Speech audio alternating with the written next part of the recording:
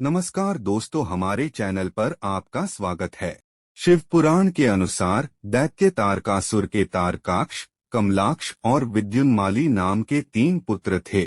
जब भगवान शिव के पुत्र कार्तिकेय ने तारकासुर का वध कर दिया तो उसके पुत्रों को बहुत दुख हुआ।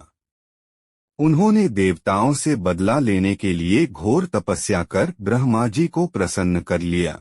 तब ब्रह्मा जी प्रकट हुए और उन्हें वर मांगने का कहा। इस पर उन तीनों ने अमर होने का वरदान मांगा। ब्रह्मा जी ने कहा कि वह यह वरदान तो नहीं दे सकते, लेकिन इसके अलावा कुछ और वर मांगना चाहें तो मांग सकते हैं। ब्रह्मा जी के दूसरे वर मांगने की बात पर तारकाक्ष, कमलाक्ष और विद्युन्माली ने 3 नगरों का वरदान मांगा।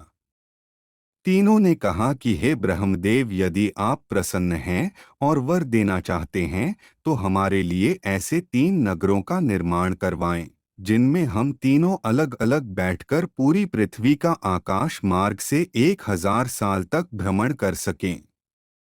इसके बाद जब हम तीनों 1000 साल बाद जिस स्थान पर मिले उसी समय हमारे तीनों नगर मिलकर एक होकर त्रिपुर कहलाएं। तारकाक्ष, कमलाक्ष और विद्युन्माली ने आगे कहा कि हमारे त्रिपुरों को एक ही बाण से नष्ट करने वाला ही हमारी मृत्यु का कारण बने। उसके अलावा इस संपूर्ण विश्व में कोई भी हमारा कुछ भी न बिगाड़ सके। इस पर ब्रह्मा जी तथास्तु कहकर अंतर्धान हो गए। उधर तारकाक्ष, कमलाक्ष और विद्युन्माली प्रसन्न होकर अपने लिए पृथक पृथक 3 नगरों का निर्माण किया। तारकाक्ष, कमलाक्ष और विद्युन्माली ने जब नगरों का निर्माण किया तो उनमें से एक सोने का, एक चांदी का व एक लोहे का था।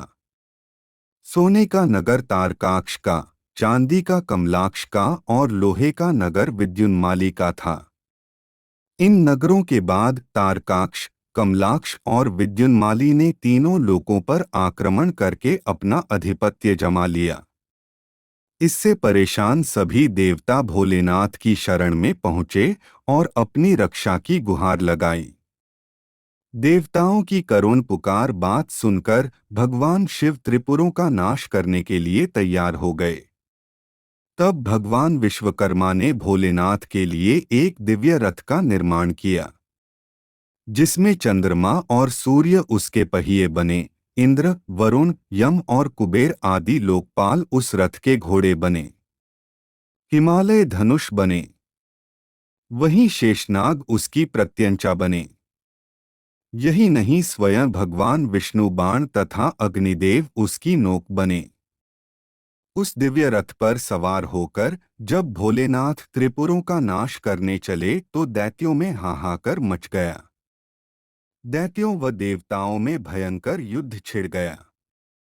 उसी दौरान जैसे ही त्रिपुर एक सीध में आए, भोलेनाथ ने उसी समय दिव्य बाण चलाकर उनका नाश कर दिया। त्रिपुरों का नाश होते ही सभी देवता भोलेनाथ की जय जयकार करने लगे और उसी समय सभी देवी देवताओं ने भोलेनाथ को त्रिपुर का अंत करने वाले त्रिपुरारी के नाम से पुकारा। कहा जाता है तभी से भोलेनाथ को त्रिपुरारी कहा जाने लगा। हमारे चैनल पर ऐसे ही नए वीडियो और ज्ञान से जुड़ी वीडियो को देखने के लिए चैनल को लाइक और सब्सक्राइब करें।